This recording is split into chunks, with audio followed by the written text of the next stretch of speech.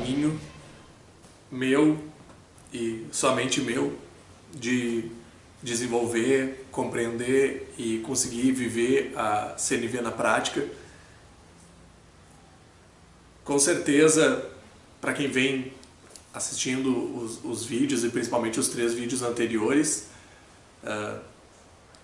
a pessoa que está falando aqui agora é completamente diferente da pessoa que estava nos últimos 3 vídeos. Aqueles 3 dias, aqueles 3 vídeos foram realmente um marco para mim na comunicação não violenta, porque eu experimentei de uma vez por todas naquele 3º vídeo o poder da cura da CNV pela autoempatia. Eu consegui entender alguns aspectos que começaram a ecoar nos dias seguintes, e acho que já faz mais de mês que eu gravei aqueles vídeos, então já tem feito bastante diferença.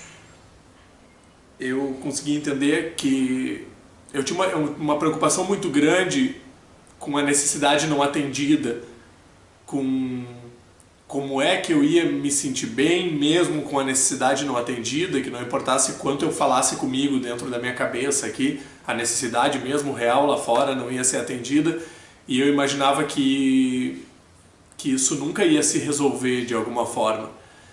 E eu descobri que eu estava errado, mais uma vez, e quando se trata de CNV, eu adoro estar errado. Eu percebi que sim, eu posso me curar mesmo quando a necessidade não é atendida, porque a esmagadora maioria das minhas necessidades não tem um fundo necessário. Eu comecei a fazer esse processo nos dias seguintes à gravação do 3º vídeo,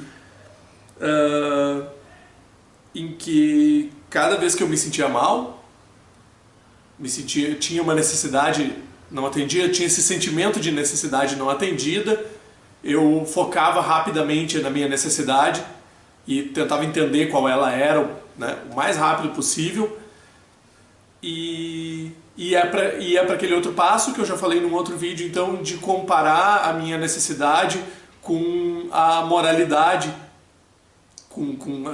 pegar a raiz dessa necessidade. Por que é que eu tenho essa necessidade? No que é que eu acredito, né? Como acredito que, né? Como acredito que, julgo como, é mais ou menos isso. Qual é essa crença que eu tenho que gera essa minha necessidade? E aí eu comecei a me deparar com um monte de crenças que vinham da minha educação, né, dos meus pais, da igreja que eu frequentei muitos anos, várias religiões, do nosso modelo social, e eu começava a me deparar com essas crenças e via que elas geravam necessidades que eram muito difíceis de ser atendidas e que no fim elas eram desnecessárias, né? Eu posso pegar um exemplo aqui para deixar isso mais claro, porque é uma nuance, né, uma matiz muito delicada. Ontem eu estava dirigindo numa estrada, uma estrada dessa que fica dentro da cidade, assim, então ela tem um limite de velocidade baixo, e a Mônica estava passando mal dentro do carro, estava enjoada, então eu estava dirigindo ainda um pouco mais devagar, né, para que ela não se sentisse tão mal até que a gente chegasse no nosso destino.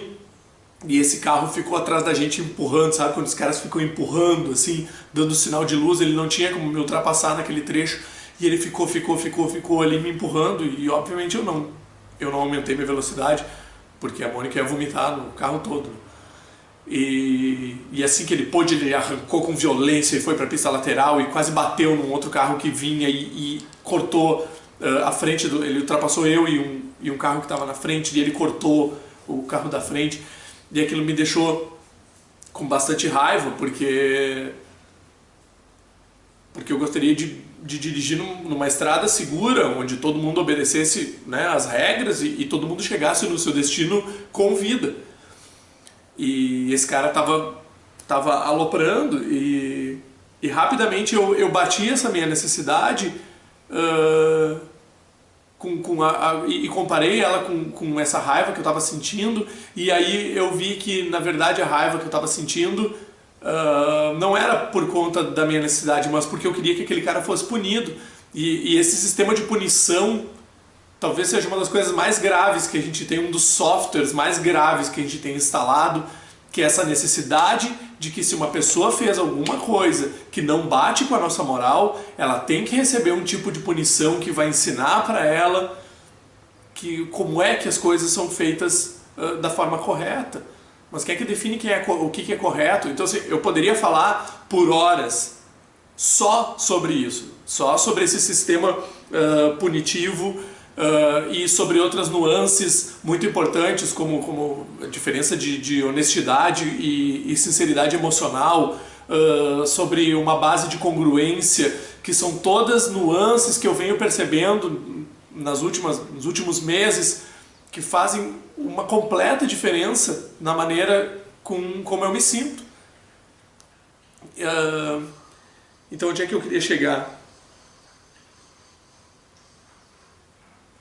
Sim, quando eu comecei então a ficar fazendo essa comparação do meu sentimento com a minha necessidade, com a minha crença, eu entrei num ciclo vicioso que foi ruim para mim, porque cada sentimento que me batia no dia, eu começava a fazer esse check, né? E isso começou a me tomar muito tempo, minha produtividade no trabalho diminuiu, eu comecei a brigar um pouco mais e tal, porque eu queria mais tempo para pensar, eu não conseguia dar uma resposta imediata para as pessoas, e aí eu vi que eu estava precisando de um pouco mais de assertividade, um pouco mais de certeza do que eu queria, né? E aí o meu diário me ajudou muito com isso e tal, de escrever lá o que eu quero, o que eu preciso, para tomar decisões mais rápidas e não perder tanto tempo fazendo esses comparativos. E aí eu comecei a perceber minha escravidão emocional. Eu ia dizer que eu comecei a perceber que eu estava num estágio, mas não. Eu fui um escravo emocional durante a minha vida toda, eu ainda sou bastante, mas eu comecei a perceber claramente, começou a ficar gritante, né, o quanto eu sou um escravo emocional. E é uma nuance, assim, porque eu tenho conversado com as pessoas sobre isso e as pessoas me dizem: ah, cara, isso aí é básico, isso aí todo mundo sabe, imagina, né? Mas é bem... Tento criar uma metáfora, assim, é como se fosse um encontro de dois rios, assim, que ninguém vê, mas entre os dois tem um abismo de quilômetros de distância. Essa diferença entre a sinceridade e a honestidade emocional, essa diferença entre ser um escravo emocional e uma pessoa compassiva. E a esmagadora maioria das pessoas acha que é compassiva. E no penúltimo vídeo teve um momento que eu fiquei introspecto e comecei a pensar: por que é mesmo que eu tenho que ajudar outras pessoas? Por que é mesmo que eu preciso me importar com outras pessoas? Qual que é a diferença entre conseguir as coisas por empatia e compaixão e por manipulação? E baseado em que moral isso está fundado? E esse pensamento foi longe, foi muito longe, e foi aí que eu comecei a perceber isso. A nossa moralidade, a nossa educação está muito mais fundada em cuidar da vida dos outros. Funciona muito bem nessa questão do oprimido, oprimindo o oprimido, sabe? Tá sempre de olho nos outros, o que os outros estão fazendo, o que os outros estão dizendo, o que os outros estão pensando. É um ping permanente, assim, né? A gente tá com um radar ligado, fazendo julgamentos 24/7 das pessoas ao nosso redor, e daí se é uma pessoa que eu não gosto, ou que está fazendo uma coisa que eu não gosto, eu vou punir, e se é uma pessoa que eu gosto e que eu vejo que não está bem, mas não está me pedindo ajuda, eu vou lá querer ajudar ela. E aí se tu já foi ferrado por amigo teu tentando te ajudar, sabe bem do que eu estou falando, A gente fica nesse sistema, de ficar com esse radar, de punir, de ajudar a gente que não tá precisando da nossa ajuda. Que não pediu ajuda, tá ali numa luta que é dela, que tá com os problemas dela, mas não te pediu ajuda e tu vai lá ajudar. Sabe? A clássica é a pessoa tá ali fazendo aquele biquinho, né? Tá tristinho, tá dodói, mimimi, fazendo cu doce. E aí tu vai lá e pergunta: o que foi? Tu tá bem? E essa é a pior merda que a gente pode fazer. Tá? Porque isso é se meter na vida das outras pessoas e não é legal. Eu odeio quando fazem isso comigo. Eu não tinha me dado conta da fúria que nasce no meu coração cada vez que eu tô com uma cara de bunda porque eu tô com um problema meu e alguém vem: o que tá acontecendo? Não. O problema é meu. Agora, se eu for claramente pedir ajuda, explicar qual que é meu problema e te dizer claramente como é que tu pode me ajudar, com um pedido muito claro e específico de uma coisa que tu pode fazer, aí sim, aí é diferente.